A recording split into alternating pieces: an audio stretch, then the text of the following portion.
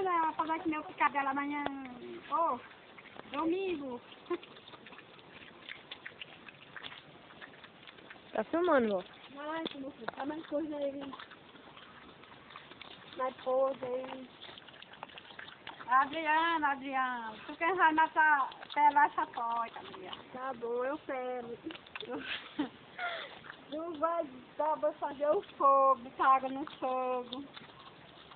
Ela, só a gente quando estiver pronta, Adriana. Tá bom. Quando for domingo, nós vamos comer o picado. Agora, vou comprar um para dezembro, se Deus quiser. Vamos comer o picado. Feliz. A mocinha. Mica. Nildo. E quem mais? E canto meu picado dela. Se Deus quiser. Fazer aquele grande chiqueiro lá em Tezinha. Né, minha porquinha? Ela gosta de passar mal, mamãe. É bonita. É bonita comendo. Vem aqui. Que é?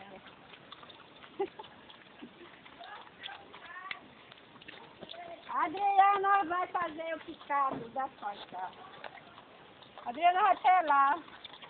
Lá os meninos.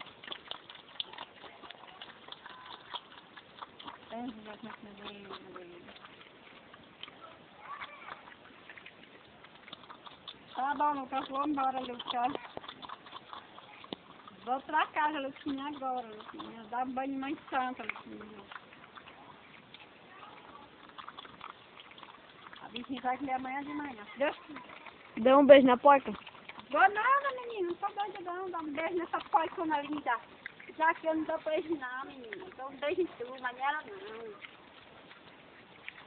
Eu quero bem, mas pra beijar não, né, menina? Né, menina?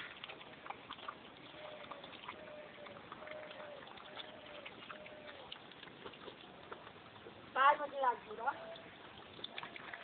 Tá.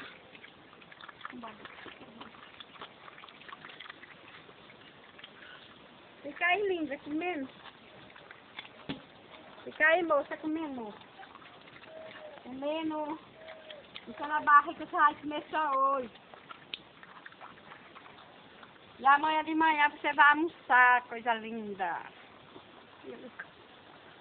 Bom.